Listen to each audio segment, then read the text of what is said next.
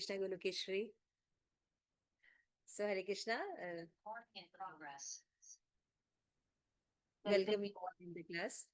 तो आज की जो क्लास है वो स्पेशल है, जैसे कि आज हम एक नई क्लास शुरू कर रहे हैं, भक्ति संदर्भ। तो आप जानते हैं श्रीपाद जीव गोस्वामी जो हैं, उन्होंने क्या किया है, भक्ति की जो रूप गोस्वामी ने, सनातन गोस्वामी ने व्याख्याएं दी हैं, उनको क्रमबद्ध रूप से संदर्भ के रूप में बताया है। तो उसमें जो कई संदर्भ है, उनमें से भक्ति संदर्भ है, जिसमें कि भगवान के साथ संबंध, अभिधेय और प्रयोजन के बारे में विस्तार से चर्चा की। इस ग्रंथ के माध्यम से हम समझ सकते हैं कि किस तरह शुद्ध भक्ति क्या होती है और हम कैसे भगवान की भक्ति करके आगे बढ़ सकते हैं। तो ये बहुत ही सुंदर बुक है, इसको पढ़ना चाहिए। तो हमारे आध्यात्मिक जो पथ है उसमें आगे बढ़ने के लिए ये ग्रंथ बहुत ही प्रमुख है। तो आज हम इसका शुरू कर रहे हैं। तो पढ़ने से पहले हम प्रार्थना कर लेते हैं। नमः ओम विष्णु पादाय कृष्ण प्रेष्ठाय भूतले श्रीमते भक्ति वेदांत स्वामिनिति नामिने नमस्ते सारस्वती देवी गौरवाणी प्रचारिणे निर्विशेष शून्यवादी पाश्चात्य देशितारिणे जय श्री कृष्ण चैतन्य प्रभु नित्यानंद श्री अद्वैत गदाधर शिवासादि गौर भक्त वृंद हरे कृष्ण कृष्ण कृष्ण हरे हरे हरे राम राम राम हरे हरे। श्री प्रभुपाद की जय। छठ गोस्वामी गौर भक्त वृंद की जय। श्रीपाद जीव गोस्वामी प्रभुपाद की जय। तो भक्ति संदर्भ नामक बुक जो है वो मार्केट में भी अवेलेबल है, और गौड़िया मठ के द्वारा हिंदी में भी ये बहुत ही सुंदर बुक जो है वो हमारे पास है। तो इस जो श्रीमद् भागवतम संदर्भ है उसमें गौड़िया संप्रदाय में इस बुक को हिंदी में भी रखा गया है। तो जैसे कहते हैं कि वैष्णव संप्रदाय का अनुपम दर्शन शास्त्र है। तो वो 6 खंडों में संदर्भ विभक्त है। मैंने बताया जीव गोस्वामी ने क्या किया, 6 बुक लिखी है संदर्भ, है ना, जिसमें फिलोसॉफिकल डिस्कशन हुआ है। तो पहला डिस्कशन है, जैसे एक संदर्भ है तत्व संदर्भ, है ना। दूसरा है भगवत संदर्भ, परमात्मा संदर्भ, कृष्ण संदर्भ, भक्ति संदर्भ और प्रीति संदर्भ। तो षट संदर्भ नाम से भी इसको जाना जाता है, और प्रत्येक संदर्भ के नाम से इसमें विषय में कुछ संकेत भी मिलता है। तो प्रस्तुत ग्रंथ है 5वां खंड, जिसको श्री भक्ति संदर्भ कहा जाता है ना। इसमें सच्चिदानंद घन परमात्मा परब्रह्म तत्व वस्तु श्री भगवान की प्राप्ति के लिए एकमात्र भक्ति ही परम उपाय है, इसका वर्णन किया गया है। और जीव मात्र का परम कर्तव्य है कि भगवत भक्ति जिसके द्वारा अनायास, सहज और सुनिश्चित रूप से परम तत्व वस्तु का साक्षात्कार संभव हो सके, इसका वर्णन किया गया। ठीक है। तो ये हम लोग पढ़ रहे हैं कि हम कौन है, हम भगवान के अंश हैं, हम एक अणु आत्मा है ना, और भगवान के पार्ट एंड पार्शियल है। लेकिन इन बातों को समझने के लिए हमने रूप गोस्वामी के कई ग्रंथ पढ़े हैं, उसमें से स्पेशली हमने जो भक्ति रसामृत सिंधु ग्रंथ पढ़ा है, जिसमें कि भक्ति के विज्ञान को बहुत अच्छे से श्रीपाद रूप गोस्वामी ने एक्सप्लेन किया है। तो उन सिद्धांतों पर और अच्छे से चर्चा जो है जीव गोस्वामी ने की है, जिससे कि हमें भक्ति में आगे बढ़ने में मदद मिलती है। तो जीव के जो हम दुख होते हैं या बंधन का कारण क्या है, कि हम भगवान से बहिर्मुख हो जाते है ना। हम सब सुखी होना चाहते हैं और तरह तरह से देखिए हम उपाय करते हैं। हम ये कर लेंगे, हम इसके आश्रम में चले जाएंगे, हम ऐसे बन जाएंगे, ये जॉब कर लेंगे, ये लक्ष्य प्राप्त कर लेंगे तो हम सुखी हो जाएंगे। लेकिन उस लक्ष्य पे प्राप्त होने के बाद भी हम देखते हैं कि लोग सुखी नहीं है। तो प्रॉब्लम क्या है, प्रॉब्लम ये है कि संबंध ज्ञान क्लियर नहीं है ना। हम किसके हैं, क्या है, भक्ति जो कर रहे हैं वो सही भक्ति है कि नहीं, इस तरह से हमें जो है वो इस बुक की सहायता से हमें समझने को मिलेगा कि हम भक्ति जो है कैसे सही तरीके से कर सकते हैं। तो इस बुक में रुचि गोस्वामी ये लिखते हैं कि उन्होंने ये बुक क्यों लिखी, है ना। जब रूप गोस्वामी ने, सनातन गोस्वामी ने सारा अलग बहुत से शास्त्र हैं उनका वर्णन किया है, तो जीव गोस्वामी को ये भक्ति संदर्भ लिखने की क्या जरूरत थी।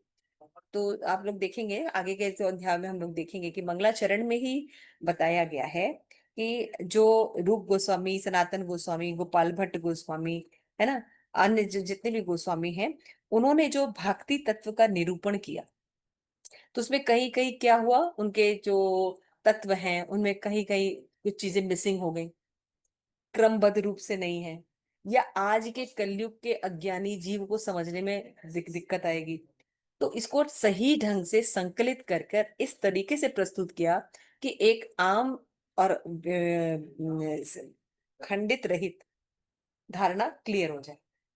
क्योंकि कभी कभी रूप गोस्वामी भी ऐसी बात कहते हैं कि जनरल नहीं समझ में आती है ना, क्रम नहीं होए, कहीं पर क्रम मिसिंग है, या चैतन्य महाप्रभु ने जो आप बातें बताई हैं वो नहीं समझ में आती है। इसलिए उन्होंने भक्ति रस, जीव गोस्वामी कहते हैं कि मैंने भक्ति संदर्भ को लिखा है जिसमें संबंध, अभिधेय और प्रयोजन के बारे में जीव को जानकारी प्राप्त हो जाए और जीव अच्छे से भक्ति करे, उसके जो डाउट्स है वो निकल जाए। तो इसलिए उन्होंने कौन सी बुक लिखी, भक्ति संदर्भ। तो हम लोग उसमें से आज इंट्रोडक्शन की तरफ पहले चलेंगे और कोशिश करेंगे कि इस बुक के थ्रू हम थोड़ा अपने भक्ति को सुधार लें। तो आज हम इंट्रोडक्शन में चलेंगे। तो सबसे पहले आप देखते हैं, हम लोगों ने भक्ति रसामृत सिंधु में श्रीपाद रूप गोस्वामी से सुना है भक्ति की परिभाषा। तो रूप गोस्वामी ने 1.1.11 में उत्तमा भक्ति की डेफिनेशन दी, है ना। तो उत्तमा भक्ति की डेफिनेशन क्या है, अन्य अभिलाषिता शून्य ज्ञान कर्म आदि अनावृतम अनुकूलेन कृष्ण अनुशीलनम भक्तिर उत्तमा। तो इसमें डिटेल में नहीं जाएंगे क्योंकि हम लोग ने सबने भक्ति, यहाँ पे जितने भी स्टूडेंट हैं आप सब भक्ति शास्त्री किए हुए हैं, और हमने और भी जब बुक्स पढ़ी हैं तो उसमें हमने भक्ति रसामृत सिंधु ग्रंथ जब पढ़ा था तो उसमें भी हमने काफी डिटेल में इसके बारे में चर्चा की थी। तो होप आप फिर जैसे जैसे मैं चर्चा करते जाएंगे जैसे वैसे आपको तो समझ में आता जाएगा, ठीक है। तो यहाँ पे बताए जा रहे हैं कि उत्तमा भक्ति के क्या लक्षण है, एक तो स्वरूप लक्षण होता है, दूसरा तटस्थ लक्षण, है ना। तो स्वरूप लक्षण का क्या मतलब होता है, स्वरूप लक्षण का मतलब होता है कि अगर उस बात को निकाल दिया जाए तो क्या होता है उसका मतलब जो है वो खत्म हो जाता है। अगर हम उस बात को निकाल दें, उस शब्द को या उस चीज को उसमें से रिमूव कर दें, तो फिर हम, हाँ, उसको परिभाषा उसकी उसको हम नहीं समझ पाएंगे। तो ये बहुत इंपॉर्टेंट चीज है जिसको कि हमको बताया गया है। तो इंग्लिश में बोलते हैं प्राइमरी एंड सेकेंडरी, और संस्कृत में बोलते हैं तटस्थ लक्षण और स्वरूप लक्षण। तो यानी स्वरूप लक्षण मतलब रूप प्रदान कर रहा है, वही एक चीज जो है वो पूरी चीजों को बता रही है। तो स्वरूप का मतलब होता है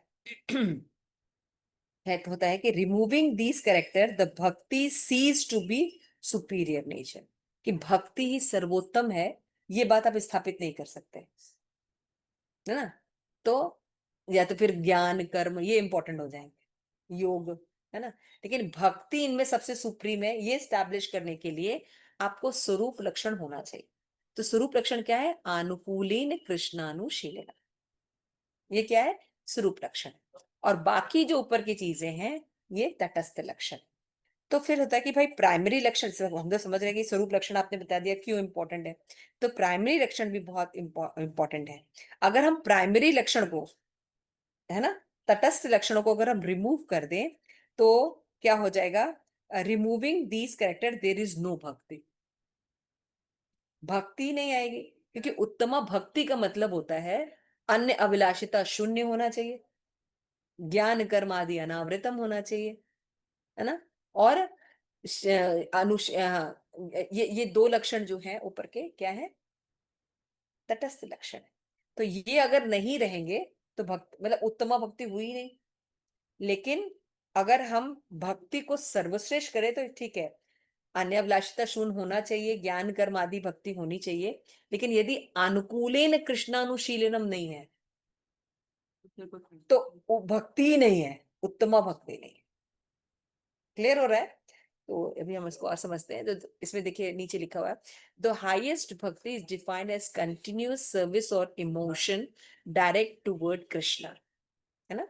तो उत्तमा भक्ति किसको कहते हैं, जिसमें कि हम निरंतर एकमात्र भगवान के अनुशीलन, भगवान के अनुकूल जो चीजें बताई गई उनके अनुसार हम कार्य करते हैं, उसको क्या कहते हैं, उत्तमा भक्ति कहते हैं। और यहाँ पे जैसे बताया गया, his expansion from or other related to him Krishna with a pleasing attitude towards Krishna, अनुकूल नहीं होना चाहिए, कृष्णा को प्लीजिंग होना चाहिए, कृष्णा को प्लीजिंग होना चाहिए। अभी हम इस पॉइंट पर भी आगे चर्चा करेंगे। ये दो पॉइंट होते हैं कि कृष्ण को जो पसंद है वो करना चाहिए, कृष्णा के लिए जो अच्छा है वो करना चाहिए। It should be devoid of desire other than the desire to the please to the Lord, है ना? And unobstruct by impersonal ज्ञान, the materialistic rituals of karma or other unfavorable acts। जिसमें ये बताया गया कि अन्य अभिलाषा शून्य में मतलब कहता है ऐसा नहीं कि हमें अभिलाषा नहीं करनी चाहिए, डिजायर्स होंगी तभी तो हम लोग जड़ नहीं है, चेतन है ना? तो डिजायर्स भक्ति वाले डिजायर्स होने चाहिए, है ना? लेकिन डिजायर्स जो होते हैं वो जो है अन्य अभिलाषाएं नहीं होनी चाहिए, है ना? और ज्ञान के लिए क्या बताया गया है कि ज्ञान जो है इम्पर्सनल ज्ञान नहीं होना चाहिए, ब्रह्म में लीन हो जाना। तो ये वाले ज्ञान को जो लोग लेते हैं मुक्ति की प्राप्ति के लिए, उस ज्ञान में से भक्ति की ओर नहीं जाए, उस ज्ञान का त्याग होता है। और जो सकाम कर्म होते हैं उसको त्याग देना चाहिए, शुद्ध कर्म करने चाहिए जो भक्ति से रिलेटेड है। तो इन डेफिनेशन को देख के हम समझ सकते हैं कि ये उत्तमा भक्ति है। तो आप लोग को आई थिंक रिमेम्बर हो रहा होगा, रिकॉल हो रहा होगा। तो इसमें देखिए मैंने हमने इसे आगे बताया कि primary and secondary character of उत्तमा भक्ति हमने देखा था, मुख्य लक्षण क्या है ना, और गौड़ लक्षण क्या है ना? तो जैसे कि आप देखेंगे, removing this character there is no bhakti. अगर हम तटस्थ लक्षण हटा देते हैं तो भक्ति ही नहीं रहेगी, अन्य अभिलाषिता शून्य नहीं है। जैसे हम भक्ति कर रहे हैं, लेकिन भक्ति किस लिए कर रहे हैं कि हम हमें अच्छी नौकरी मिल जाए, हमारी शादी हो जाए, हमारे बच्चे हो जाए, है ना, या हमें अच्छे से धन मिल जाए। तो ये अन्य अभिलाषा है जो कि मटेरियल रिलेटेड है। तो अगर हम उत्तमा भक्ति कर रहे हैं तो हमारी अन्य अभिलाषिता यानी सकाम भक्ति नहीं होती है ना? और ज्ञान कर्म से ढकी नहीं होती है।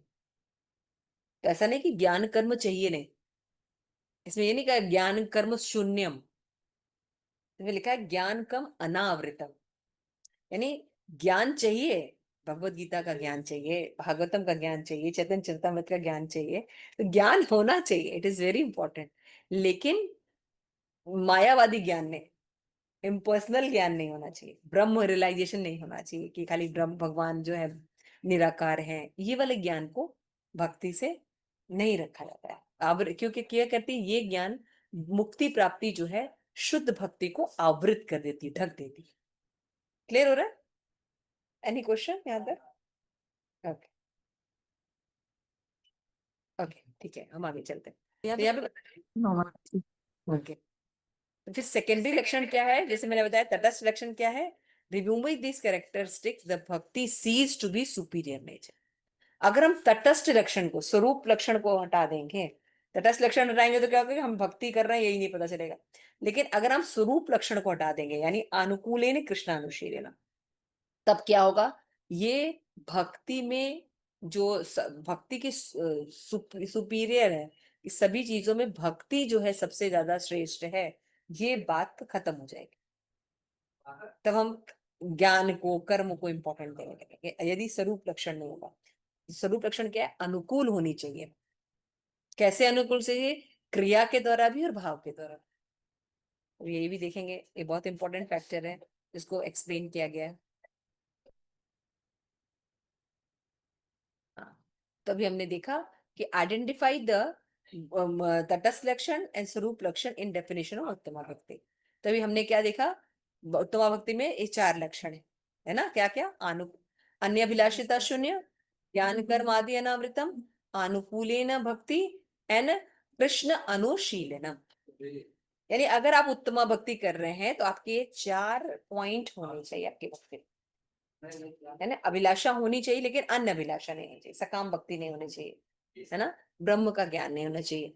और अगर हम ज्ञान ले रहे हैं तो निराकार मायावादी ज्ञान नहीं होना चाहिए, अनुकूल होना चाहिए क्रिया और भाव।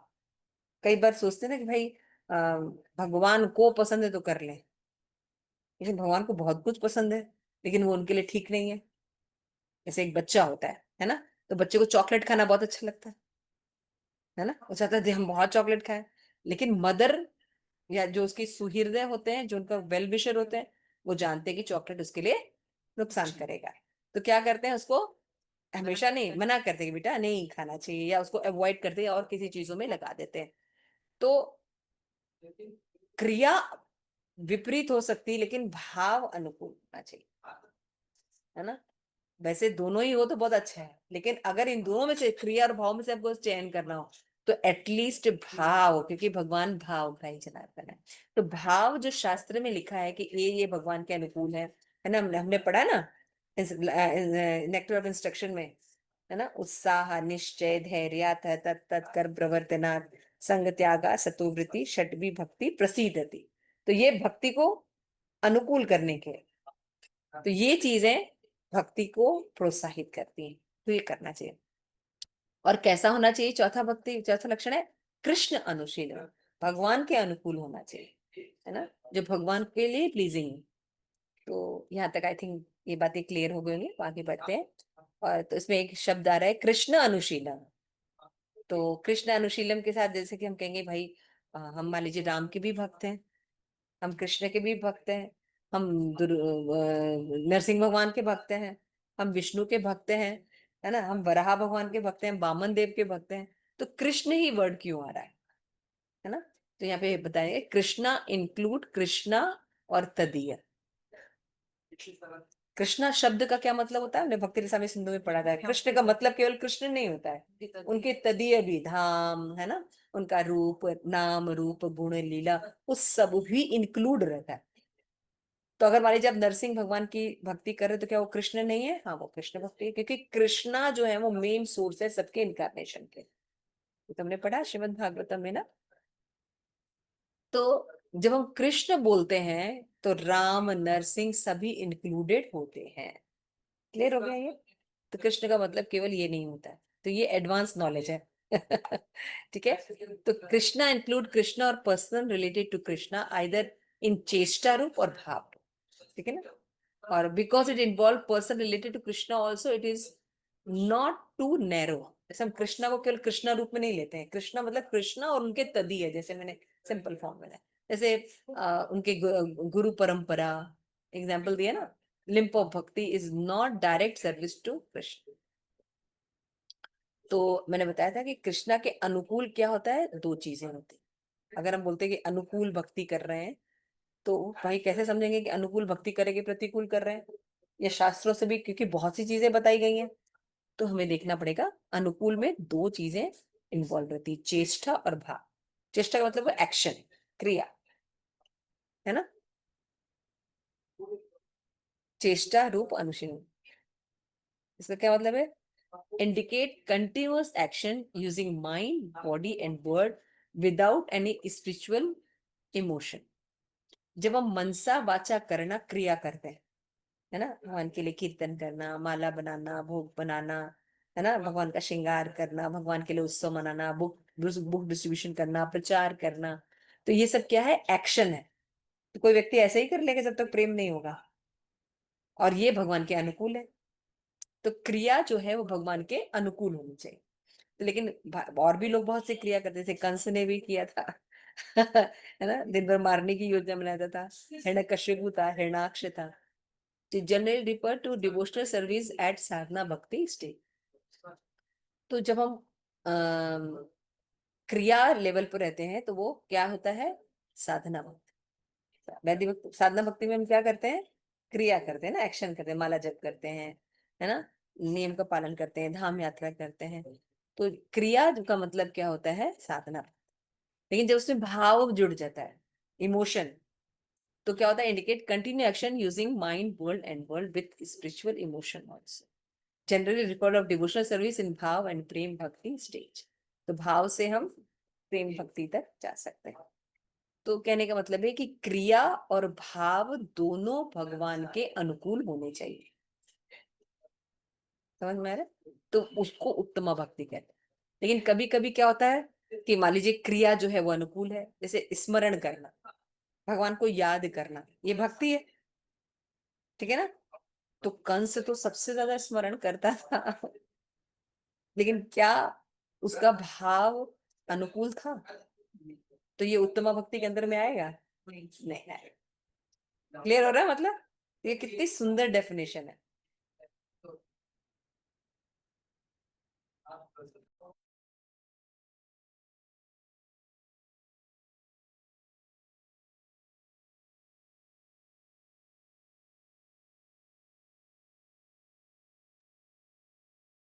तो क्रिया और भाव क्या होते हैं? दोनों अनुकूल होने चाहिए। अभी यहां तक क्लियर है?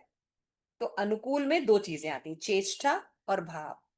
तो हमने क्या देखा कि क्रिया भी होनी चाहिए, भाव भी होना चाहिए। लेकिन अगर बाय कभी कभी क्या होता है कि भाई क्रिया क्रिया अनुकूल न दिखे, जैसे मदर का एग्जाम्पल, यशोदा मैया बांध देती थी, डांटती थी, है ना, तो वो तो अनुकूल नहीं है क्रिया है ना। लेकिन भाव क्या था? प्रेम था, कृष्ण के बेनिफिट के लिए वो करती थी, है ना। तो यहाँ पे उसको उत्तमा भक्ति कही जाए। ठीक है। तो आगे चलते हैं इसमें। फिर हमने क्या देखा? अनुकूल। पहले तटस्थ स्ट्रक्चर में दो चीजें देखी। ओके, तो हमने ये बताया कि कृष्ण में सब चीजें इंक्लूडेड रहती हैं, है ना, कि नरसिंह है, कि राम है। तो वाई ओनली कृष्णानुशीलम? हमने बता दिया क्यों। क्योंकि भगवान जो है सबके केंद्र है, भगवान से सर्व कारण कारण है ना। इसलिए भगवान कृष्ण कहने का मतलब सभी इंक्लूडेड होते हैं, क्योंकि हाँ, एते चांस कला पुंसम कृष्णस्तु भगवान स्वयं, भगवान स्वयं। अनुकूलेन कृष्णानुशीलनम, ये भी हमने एक्सप्लेन कर दिया, है ना। तो अभी देखते हैं कि अनुकूल मीन क्या होता है? फेवरेबल। और अनुकूलेना, अनुकूल एक शब्द होता है, एक अनुकूलेना। तो यहाँ पे अनुकूल वर्ड यूज नहीं हुआ है ना। अनुकूलेना कृष्णानुशीलनम, तो अनुकूलन का मतलब होता है फेवरलेस और फ्रेंडलीनेस और डिवॉइड ऑफ हॉस्टिलिटी। और अनुकूलन describe how anushilanam should be executed. क्रिया और भाव दोनों अनुकूल होना चाहिए, और अगर दोनों में से चॉइस हो तो भाव अनुकूल होना चाहिए। और ये भाव कैसा होना चाहिए? कि अहेतु की भाव होना चाहिए। तो अगर मान लीजिए कि जैसे भक्तों के अंदर भी बहुत सी इच्छाएं होती हैं, भाव होते हैं, तो अगर आप ये कह रहे हैं कि हमारे अंदर इच्छाएं नहीं है और हमें कोई डिजायर्स नहीं करनी चाहिए, तो मतलब हमने देखा है कि जैसे द्रौपदी भी भगवान के लिए, जब उनके ऊपर संकट पड़ा तो उन्होंने भगवान को पुकारा, गजेंद्र ने भगवान को पुकारा, तो क्या उनकी भक्ति उत्तमा भक्ति नहीं है? आपने कहा कि अगर आपकी कोई डिजायर्स हैं और डिजायर्स के हेतु के से भगवान की भक्ति करते हैं, तो फिर वो आपकी अनुकूल नहीं है। तो यहाँ पे समझना होगा कि यहाँ पे अनुकूलेन, अनुकूल ये वर्ड यूज नहीं करना, अनुकूलेन कृष्णानुशीलेन। भक्तों के नेचर में नहीं होता है कि वो भगवान से मांगे हर समय। लेकिन जब संकट है तो किसको पुकारेंगे? जिससे वो प्रेम करता है ना। तो संकट के समय अगर हम भगवान को पुकारते हैं तो उससे उत्तमा भक्ति पर कोई प्रभाव नहीं पड़ता, क्योंकि उनका नेचर नहीं है। लेकिन अनुकूलेन कृष्णानुशीलनम में the limit the definition of bhakti as act done with the pratikul attitude के अकांड भी भक्ति। ठीक है ना।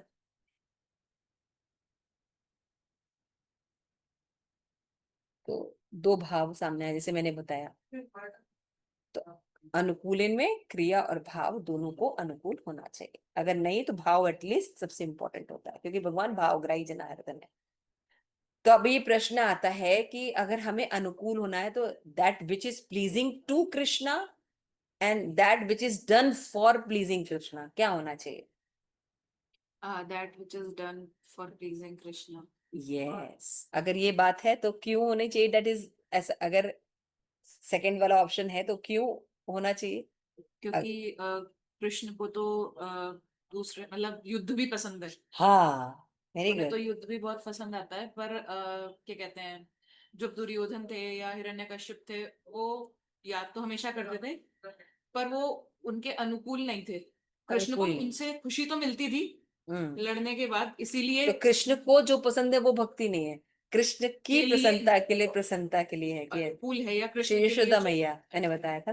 Very nice, thank you so much. जैसे कृष्णा को जो प्लीजिंग करे वो भक्ति उत्तम भक्ति है ना। भले क्रिया विपरीत हो सकती है, जैसे यशोदा मैया ने मिला ना, बांध देती थी, दंड देती थी, डांटती थी, है ना। तो क्रिया विपरीत है लेकिन भाव अनुकूल है, क्योंकि उसमें कृष्ण की बेनिफिट है ना। मिट्टी खा ली, वह मिट्टी खाएंगे तो बीमार पड़ जाएंगे, इसलिए क्या है, उनको रोका गया। तो हाउ टू लिमिटिंग, जैसे मदर से ट्राई टू बाइंड, है ना, but she clearly A top most devotee. तो अनुकूल should mean that which is done for pleasing Krishna. Krishna को जो प्रिय है वो नहीं, कृष्ण को तो बहुत चीजें प्रिय हैं, जैसे मैंने बच्चे का एग्जाम्पल दिया, एक बच्चे को बहुत कुछ प्रिय होता है, लेकिन ऐसे थोड़ी कि सब चीजें होती है, तो माँ जानती है क्या अच्छा है बुरा है। तो जब उसके प्लीजिंग के लिए किया जाता है, उसके बेनिफिट के लिए, तो वो अच्छी भक्ति, तो भक्ति के साथ भी वही सेम चीज है, लागू होती है।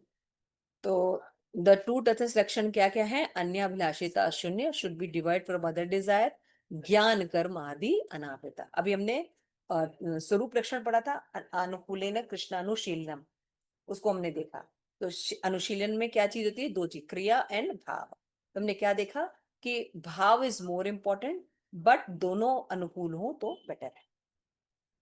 अब हम देख रहे हैं तटस्थ लक्षण, तो क्या है, अन्य अभिलाषिता शून्य। तो भक्ति के अलावा जो डिजायर्स हैं, सकाम भक्ति, है ना, सांख्य योग और भी जो चीजें हैं, उनको अवॉइड करके, उसकी एंट्री नहीं, क्यों, क्योंकि वो भक्ति को आवृत कर देते हैं। उसी तरह ज्ञान कर्म आदि अनावृतम, यहाँ पे देखिए मैंने पहले भी बताया कि ज्ञान कर्म को शून्य नहीं करना है, पर यहाँ पे नहीं उतना ही लिखा लेना है है। जितना हाँ, भक्ति के लिए। नहीं, हम वो ज्ञान लेना है जो भक्ति के अनुकूल हो, जितना नहीं, जो ज्ञान जो भक्ति ज्ञान, के अनुकूल हो, जैसे बस उसी भगवत को। गीता का ज्ञान, है ना, श्रीमद् भागवतम का ज्ञान। भक्त भक्त तो दिन भर पढ़ रहे हैं, आप लोग का एक क्लास खत्म होता है, दूसरे संदर्भ भक्ति संदर्भ शुरू हो गया, थाउजेंड्स बुक्स आर देयर, लेकिन भक्ति से रिलेटेड चीजें पढ़नी चाहिए, है ना। इम्पर्सनल ब्रह्म, ये सब चीजें, इसमें ज्ञान नहीं आना चाहिए। इसी तरह कर्म में भी हमें सकाम कर्म, मिश्रित कर्म या सांख्य योग, ये सब में ज्यादा नहीं पढ़ना चाहिए, तो वो सब भक्ति को ढक देती हैं, शुद्ध भक्ति नहीं करते। अन्याभिलाषिता शून्य। तो यहाँ पे देखें, अदर अदर डिजायर्स मीन्स क्या होते हैं, any other desire that to please Krishna through bhakti. In other words, bhakti that is aimed at achieve bhakti is proper as improper. जैसे aim of sadhana bhakti is to tend bhava bhakti. भक्त्या संजायते भक्त्या, ठीक है। तो Y मैंने ये तो हम लोग अभी डिस्कस किए थे ना, अन्य अभिलाषिता, इता इस शब्द क्यों लगा हुआ है ना, अभिलाषा क्यों नहीं है, तो वो बहुत ही अच्छा आप लोगों ने जवाब भी दिया अभी, और पिछले क्लास में भी डिस्कस किया था, आप लोगों ने बताया था, तो वो वही सेम चीज है, तो आप एक रिपीट कर रहे थे कि devoid of other desire that are deep in rooted are one's nature. अभिलाषा मतलब कोई बार बार मांगना भगवान से, बार बार डिजायर करना, ये नेचर अगर है तो वो गलत है। लेकिन in death threatening situation a devotee may ask for lord to save him, है ना, जान पर बनना है, जैसे द्रौपदी की जान पर बनाई, तब उसने भगवान को पुकारा था, उसका नेचर नहीं था कि हर बात पे भगवान को पुकारती थी, है ना। तो वो जब इस सिचुएशन में कोई भगवान को पुकारे, जैसे गजेंद्र ने पुकारा, तो अभी ये उसकी भक्ति उत्तमा भक्ति ही है, क्योंकि उसका नेचर नहीं है। This is just a temporary desire and it is not desire to deepen rooted in his nature, hence is not harmful for his bhakta. Clear हो गया। जैसे हम लोगों को मांगने की आदत है, हमारे नेचर में है, तो वो अभिलाषा होता है, लेकिन यहाँ पे अभिलाषिता वर्ड यूज किया गया। ज्ञान कर्म आदि अनावृतम, है ना। तो क्या है, व्हाट ज्ञान आर टू टॉक अबाउट, ज्ञान मैंने जैसे बताया शून्य नहीं करना है ना, ज्ञान शून्य नहीं लिखा है, ज्ञान लेना है, जैसे सब ध्यान रखना चाहिए। Impersonal Brahma such knowledge has covered जो प्रॉपर भक्ति, जो उत्तमा भक्ति, उसको ढक देता है, इसलिए नहीं लेते हैं। What Karma is talking about, जैसे दो तरह के कर्म होते हैं, नित्य कर्म और नैमित्तिक कर्म। नित्य कर्म मतलब जो हमारे रोज के काम होते हैं, है ना। नैमित्तिक कर्म मतलब विशेष परिस्थितियों में काम किया जाता है। तो नित्य कर्म भक्तों का क्या होता है, जैसे रोज जप माला करनी है, रोज प्रसाद खाना है ना, रोज जो है भागवतम पढ़ना है। तो ये सब क्या है, नित्य क्रिया है ना।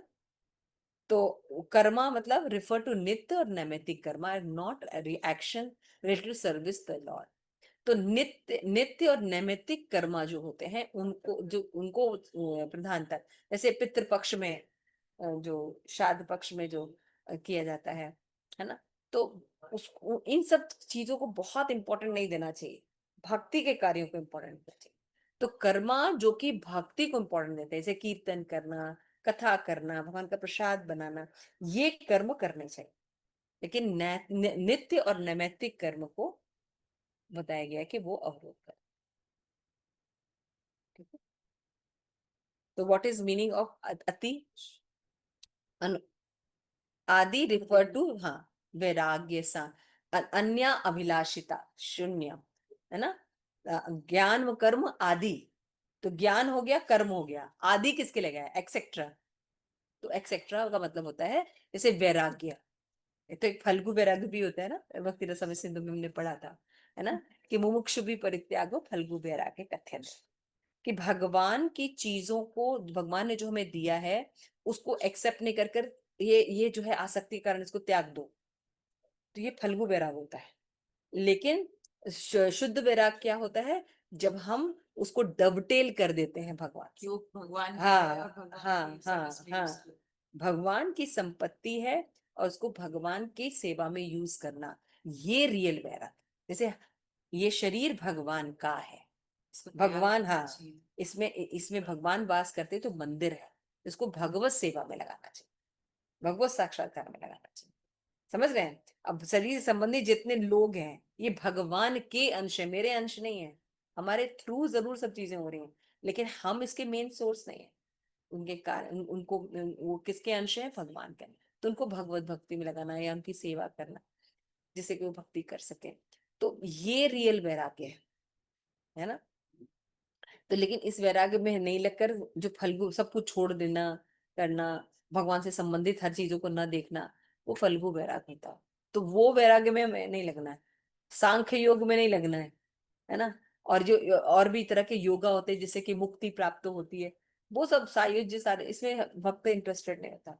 तो आदि का मतलब समझ रहे हैं, ये सब भी इससे प्योर भक्ति ढक जाती। क्लियर हो रहा है? ये सब आप लोगों ने भक्ति समझने में काफी हमने डिटेल में पढ़ा, शॉर्ट में जा रहे हैं ताकि आपको टच करते ही समझ में आ रहा होगा। ये bhakti has to divide of influence of in and कर्म।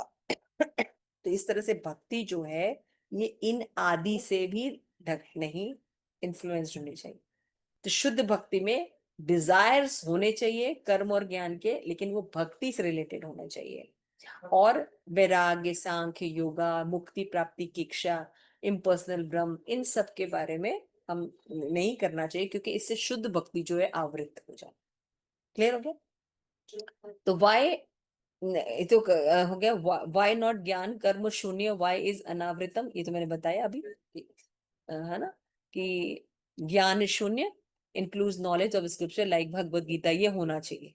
ऐसा नहीं कि ज्ञान कर्म शून्य है, भक्ति लग सकते, भक्ति मतलब निष्क्रिय हो जाना नहीं, भक्ति मतलब प्रभुपाद कहते हैं, हमेशा लिखते हैं भगवत गीता में एक्शन, डिवोशनल सर्विस इज भक्ति, है ना। तो कर्म मतलब ज्ञान मतलब नॉलेज ऑफ भगवत गीता, श्रीमद् भागवतम, है ना, ये प्रोसेस होना चाहिए। और कर्म मतलब क्या होता है, लाइक अर्चनम, कीर्तनम, लिम्स ऑफ जो भक्ति है ना, नवदा भक्ति, तो वो कार्य ही तो है, वो करना है। Therefore, this definition जो forbid all those type of ज्ञान कर्मा that cover भक्ति, this therefore it is अनावृतम not शून्य। ये बहुत इंपॉर्टेंट चीज है। चलिए लोग कहते हैं भक्ति में ज्ञान की नहीं जरूरत होती है, नहीं भैया, भक्ति में ज्ञान भी चाहिए, भाव भी चाहिए, दोनों का समान समान बेश होना।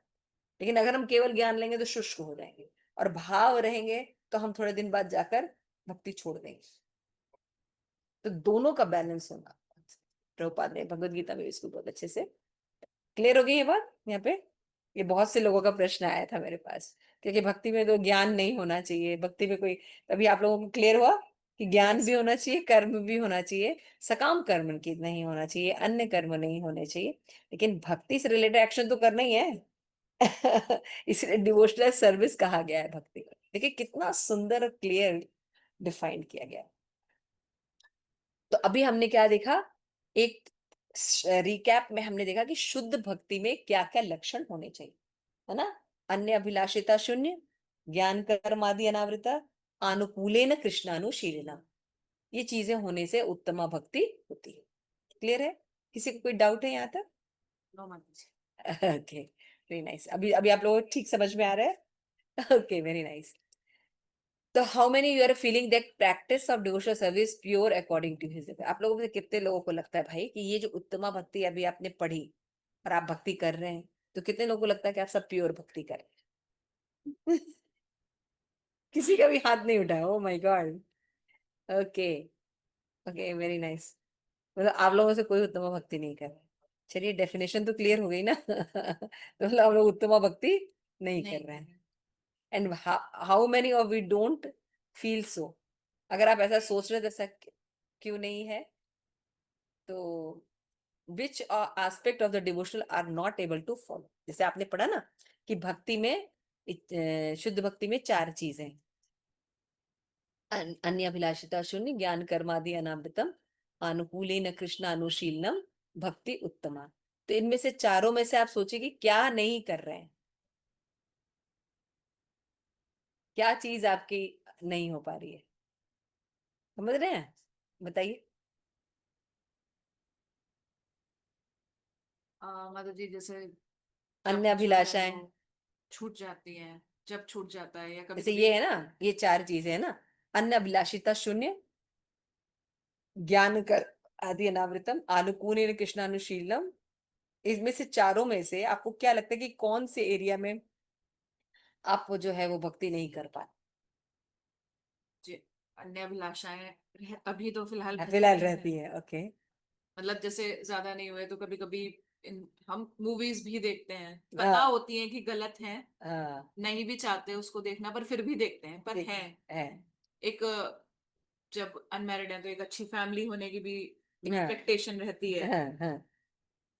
एक अच्छे हस्बैंड की भी एक्सपेक्टेशन रहती है, बहुत सारी चीजें मतलब रहती हैं। आपको ये लगता है कि अन्य अभिलाषिता शून्य जो है आपकी भक्ति में ऑब्स्टिकल है, इसलिए आपकी भक्ति उत्तम नहीं है।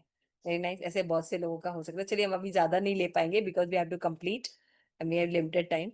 तो ऐसे आप लोग अपना एनालिसिस कर लीजिएगा कि इन चारों में से आपकी भक्ति में क्या क्या क्या नहीं हो पा क्या रहा। चीजें लिमिटिंग है जिसके कारण आप भक्ति नहीं कर पा रहे हैं। आई थिंक आप लोगों को इंटरेस्टिंग लग रहा है, अभी तक समझ में आ रही है चीजें।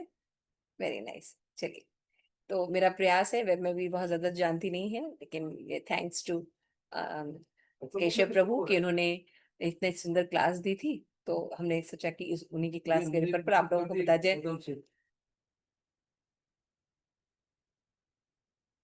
तो अभी हम आगे देखते हैं। हमने ये सब देखा है ना, ये शुद्ध भक्ति के, तो यानी हमारी, आप लोगों का कहना है भाई हमारी भक्ति शुद्ध भक्ति के लक्षण में फिट नहीं। नहीं आ रही है। तो भाई अगर शुद्ध भक्ति की एक कैटेगरी हो गई, तो हम देखते हैं कि इसमें हमारा नहीं है, तो क्या हमारी भक्ति दूसरी तरीके की है? तो वो भक्ति क्या है? क्या हमारी भक्ति मिश्रित है? तो मिश्रण क्या होता है? प्रकृति के 3 गुणों का मिश्रण होता है, रजोगुण, तमोगुण और सतोगुण। सतोगुण। तो श्रीमद् भागवतम में जो 3rd कैंटो के 29 चैप्टर के 8th श्लोक में कपिल मुनि जो है वो बताते हैं अपनी माँ को, है ना? क्या बता रहे हैं? अभिसंधाया यो हिंसाम, दंभ मत्सर्यम एव च, सारंभे भिन्ना दृक्भवम, मई कुरिये से तामसा। तो ये लक्षण बताया है। तामसा बक्षी। एक क्वेश्चन आया था मेरे पास प्रियमंजरी माता जी का, कि आप जैसे ये बता रहे हैं कि ये जो लक्षण है ना, तो ये लक्षण तो हमारे अंदर भी ईर्ष्या है, हमारे अंदर, है ना? हमारे अंदर भी कुछ प्राप्त, जैसे अभी अभी तो तमोगुणी है ये। रजोगुणी वाला भी पढ़ेंगे तो हमें वैभव चाहिए, यश चाहिए। तो क्या हमारी भक्ति मिश्रित है? तो थोड़ा समझने की कोशिश कीजिए। इसमें जो अभिसंधाय, उनका लक्ष्य होता है ये करना, उनका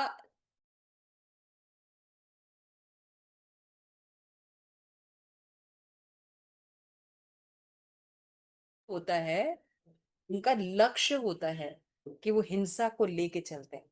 तो अभी आप लोगों को क्या लक्ष्य है? हिंसा लेके चलना, ईर्ष्या लेके चलना नहीं बस। लक्ष्य नहीं है, बीच में आ जाती है ये चीजें। तो इसका मतलब आपकी मिश्रित भक्ति नहीं है। I think you got the answer. तो अभी क्या हम पढ़ रहे हैं?